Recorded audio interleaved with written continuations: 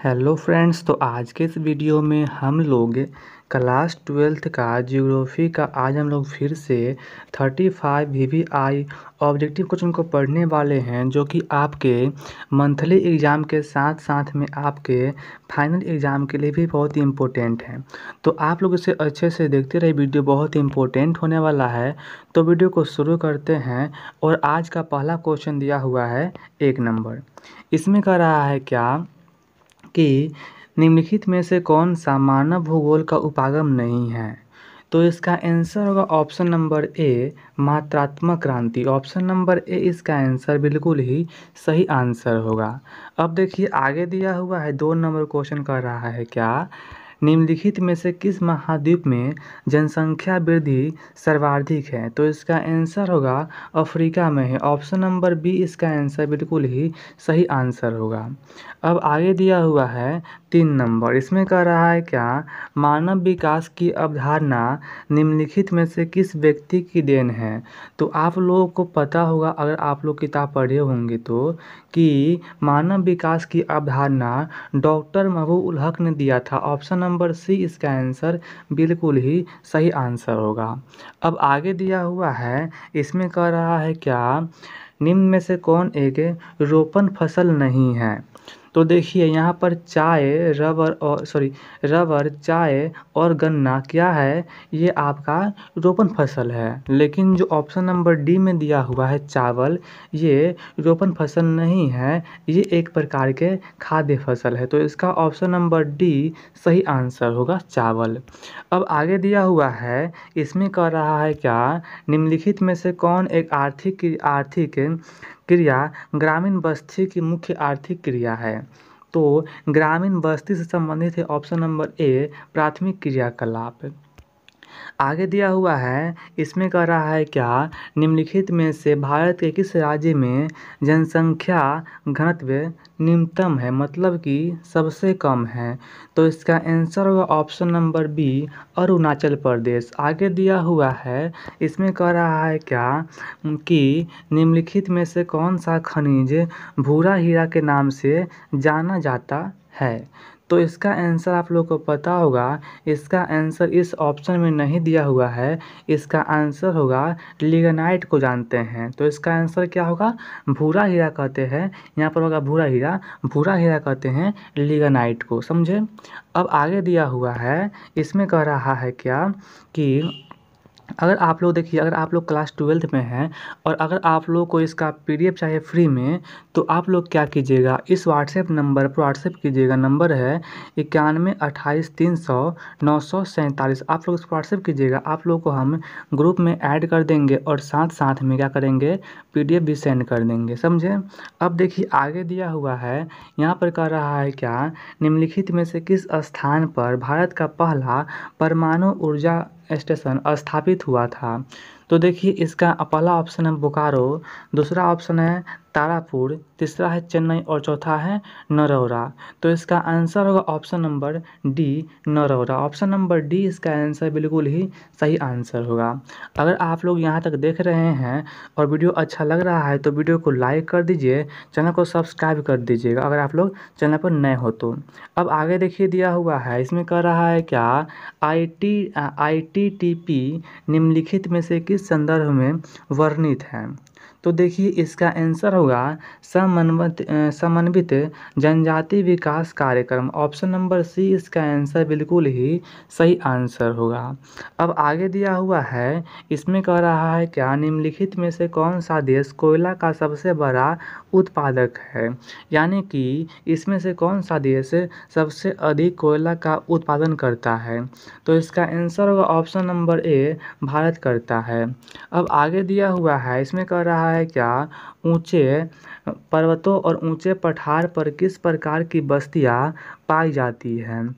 तो आप लोगों को पता होगा कि ऊंचे पर्वत और पठार पर सीढ़ी नुमा बस्ती पाई जाती है। तो ऑप्शन नंबर सी इसका आंसर राइट होगा, सीढ़ी नुमा।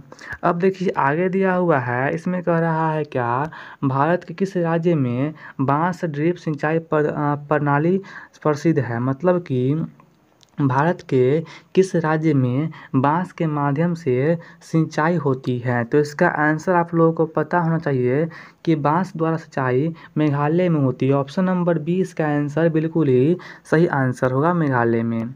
आगे दिया हुआ है, इसमें कह रहा है क्या, किस महादेश में सबसे अधिक जनसंख्या में अंतर्राष्ट्रीय पर्यटक आते हैं? तो इसका आंसर होगा उत्तरी अमेरिका में आते हैं। ऑप्शन नंबर डी इसका आंसर बिल्कुल ही सही आंसर होगा। अब देखिए आगे दिया हुआ है, इसमें कह रहा है क्या, भारत के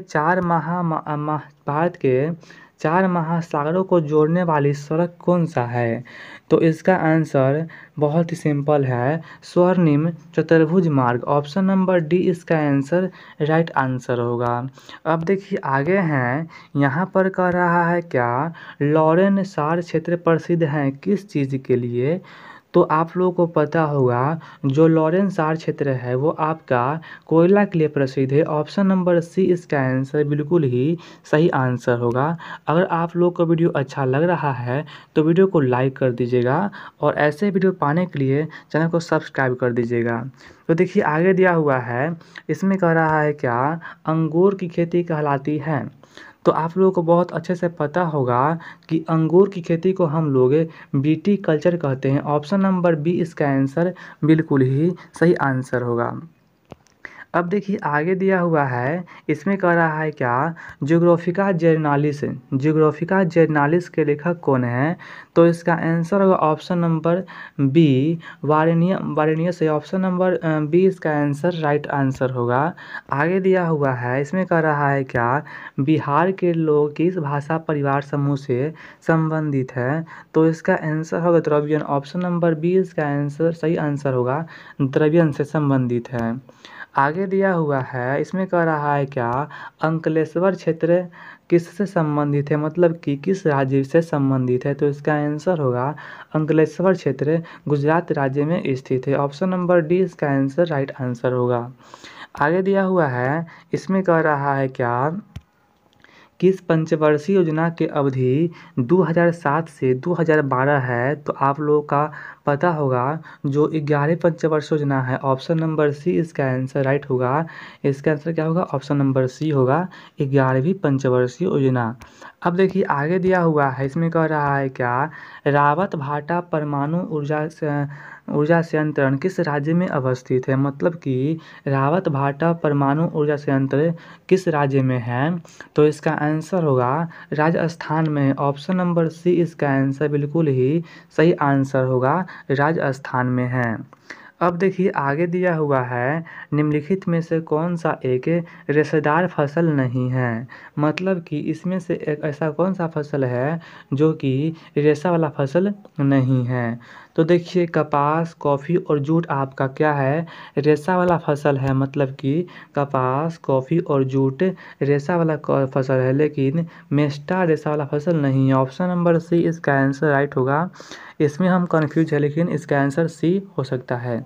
अब आगे दिया हुआ है, इसमें कह रहा है क्या, किस वर्ष विश्व की मानव जनसंख्या 6 अरब हुई? तो इसका आंसर आप लोगों को पता होगा कि 1999 ईस्वी में विश्व की मानव जनसंख्या 6 अरब हो गई थी। मतलब कि विश्व की जनसंख्या 6 अरब हो गई थी।